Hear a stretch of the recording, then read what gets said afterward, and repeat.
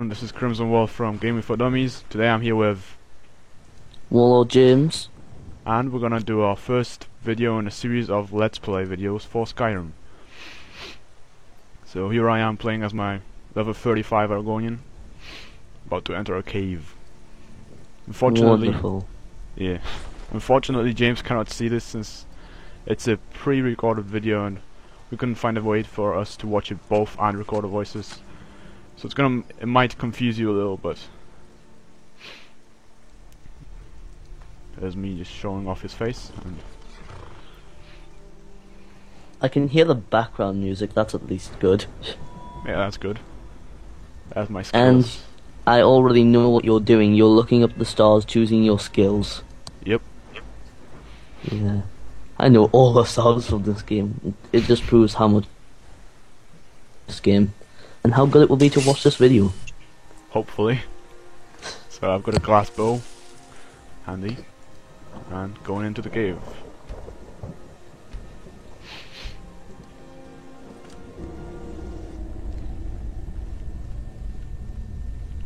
Which cave is this? It's Crag's Hollow Slope, I think, if I remember correctly. It's a side quest, so there's no spoilers. It's just it's where you have to recover some queen's sword. It's this queen from it's a blacksmith in Windhelm that gives you the quest. I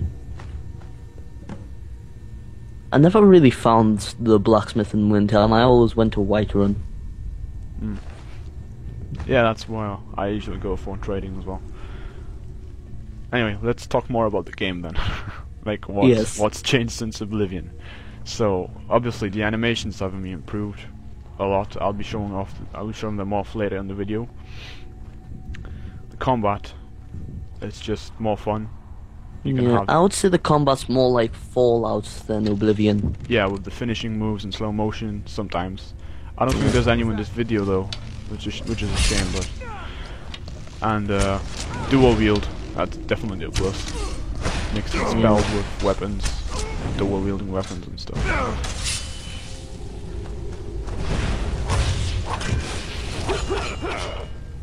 I can hear you murdering. Yeah, just killed a Frost Astronaut. Ugh. Fire Astronaut actually. Here I am harvesting blood for a quest. Another quest. Yes, I've actually got a spell to summon one of those. I always use it. Nice. Yeah. I haven't got one of those.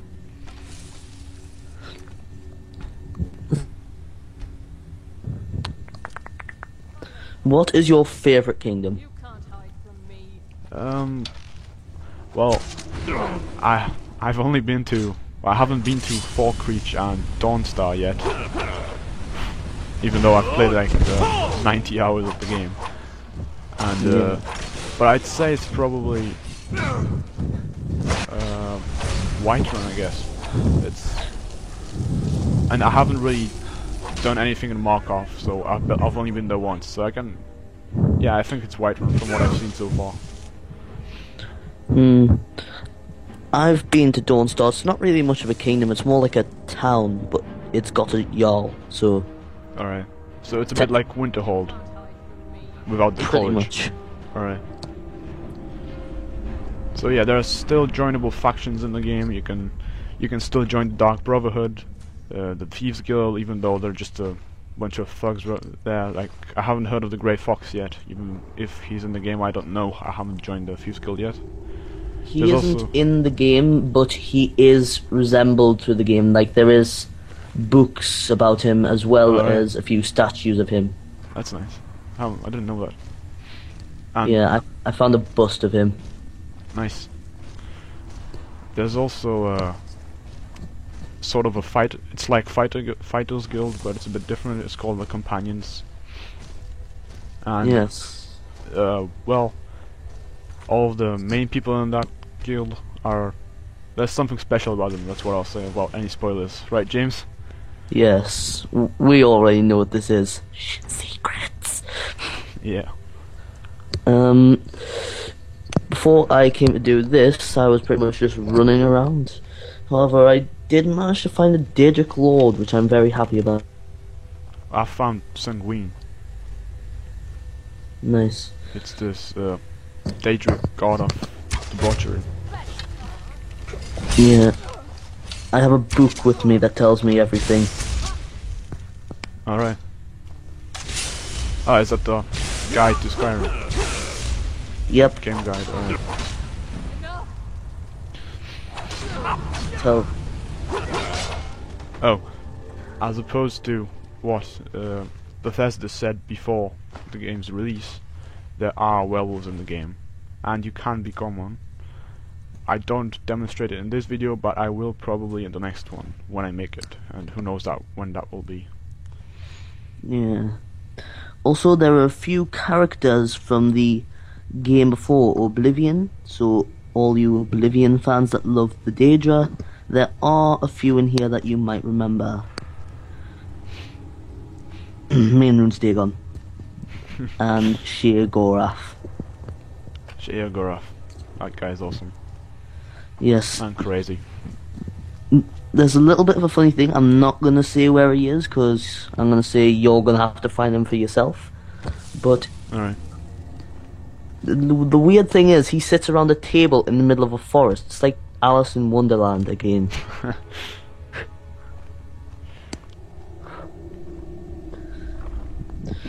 So yeah, the user interface of the game is a bit different. It doesn't look like this old scroll style thing like in Oblivion. It's more like Apple's like Apple Macs and iPods. It resembles that interface. It's like clean, and it's been streamlined for consoles, but it still works on the PC. It does.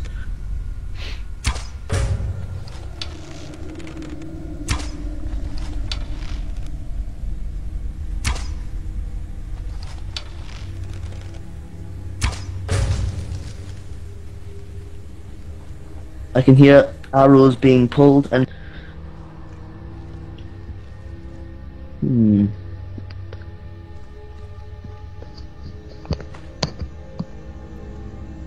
This is very strange. Well... You're level 35, right? Yeah. How many secret dragons have you found? What do you mean by secret? Obviously you find dragons throughout Skyrim flying around or next to dragon walls. Yeah. But there's a few areas in the game where they are actually hidden in areas where you have to solve puzzles to get a dragon out to fight them.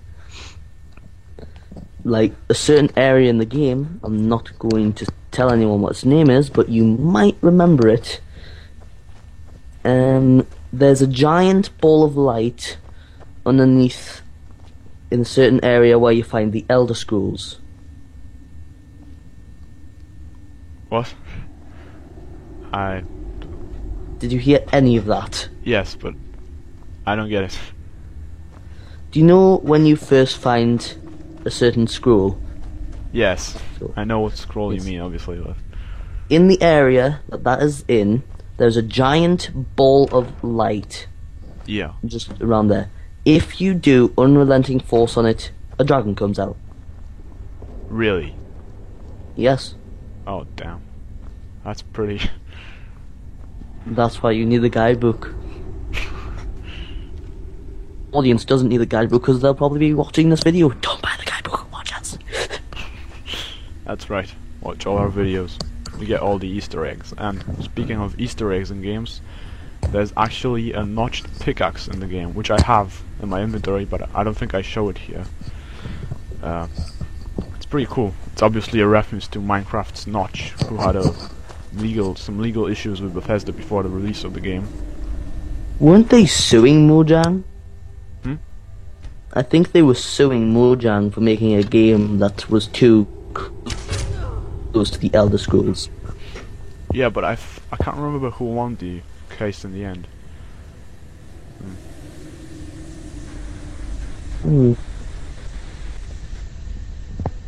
I'll have to search that up sometime. Oh, here you can see lockpicking. It's a little different from Oblivion. It's pretty much like Fallout 3's, but obviously without the screwdriver and with the thing instead, whatever it is. I think it's a shiv. A shiv and a lockpick. Yeah, probably. Well, obviously the lockpick is there. There you can see the third-person animation for sneaking. Doesn't look like you're constipated like it did in Oblivion. So that's a good change. The jumping's still a bit weird though. Yeah, it's like you float in the air when you fall. It looks like your character is trying to grow wings and fly. Yeah. He's trying to fly like a bird.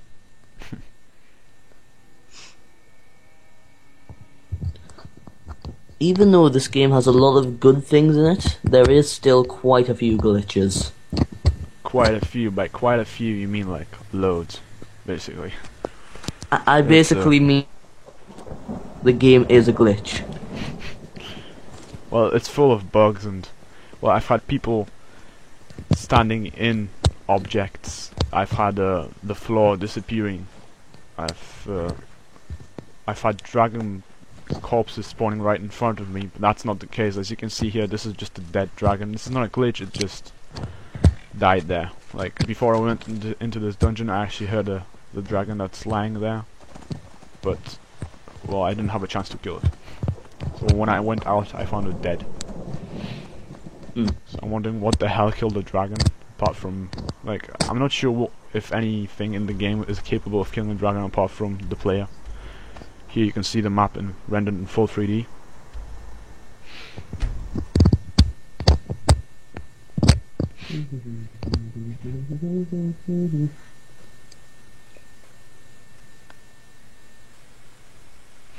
In that book earlier, The Argonian Maiden. Oh no. That book scared me. Everyone looking Oblivion for the first volume, and then looking Skyrim for the second. The lusty Argonian maid. Ah, you're back. What have you discovered? Yeah, really, if you're a really dedicated fan of Oblivion, you probably found it already and you get this inside joke. Here's Riften, by the way. This is a pretty dull city. Riften is known for the Thieves Guild. Yeah, but they're not really as great as they were in Oblivion. They're just really petty thieves. Also, I found that you couldn't do, which remind me a little bit of Fable, just a little bit, was get married. Oh yeah, and I'll show that later. Like, I actually go to my house in Whiterun later on, where I meet my wife. And she gives me money from her store. Yes, would you be sleeping in the same bed with her? Maybe. But it's a bit weird if you like, you know, when an Argonian mates with a human. I don't want to know what comes out, if you know what I mean. Wait, are you an Imperial? No, an Argonian. My wife is an Imperial or Nord. I'm not sure though. I can't remember. Or whatever the fuck she is. We don't care. Huh? We don't even know. Or just see for yourself. Yes. But the fact is, there's a lot of characters you can choose from to, like, become partner with. Yeah. Like, one, in Riften, there is, like, the Lioness or something. Yeah, Mjol the Lioness, I think. Yes, she's my wife. Alright. And you can also marry Ayla of the Companions. Yeah, Ayla the Huntress in Whiterun of the Companions, yeah. Yeah. She's pretty cool. But do you know what was a bit weird? Yeah. There's only one high elf that you can marry. Oh, and I've heard that there's no wood elves or Khajiits that you can marry. Come back when you're ready to spend more But gold. people are like, people think it's because of the wood elf, that wood elves are cannibals and stuff. That's why people don't want to marry them or something like that. And the Khajiits, it's because of their religion or something. Apparently. Well, if a Khajiit has the religion not to become a partner with someone, why doesn't it have the religion not to steal from me? Well, I think it's something to do with the... You know how when you get married you have this celebration at the ceremony at the Temple of Mara. Yeah. So that might be something to do with the religion that that might be something they don't agree with, like, if you know what I mean. Here's my house in Riften, by the way. You can cook, you can make alchemical, well, potions. You can make potions in the game. You don't have to have the separate pieces of equipment anymore. You just do it at an alchemy lab, and you can also enchant items, like in Oblivion. Nice. What level are you in the game, by the way? I think I'm just around about 32 now. Alright. Or should I say Sarah Jane's level 32 because she's the one who plays on it most. Alright. Yes. Every night she takes in the Xbox into her room and she just plays on it. Yeah, that's what happens. Don't let your friends get a hold of Skyrim. Get a hold of your copy of Skyrim, because you won't get it back. That's the sad truth. Never let them touch your Skyrim. Unless it's your loaf into your oven. People who read the Lusty Argonian will get that. There you can see a werewolf in the loading screen. That is Mickey. He took a snapshot before he played this game. Hmm? It's you. That werewolf is you. Yep. You work for Bethesda.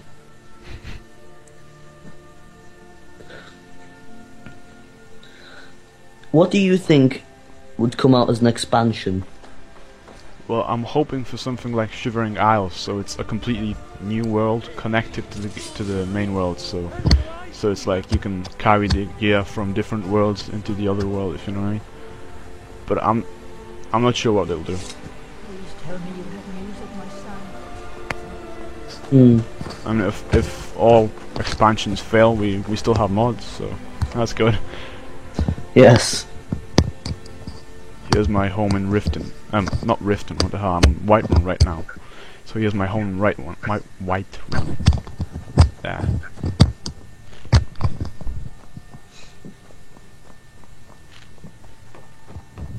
If there is going to be an expansion, I think it should basically be a little, like, this is what I have an idea for an expansion.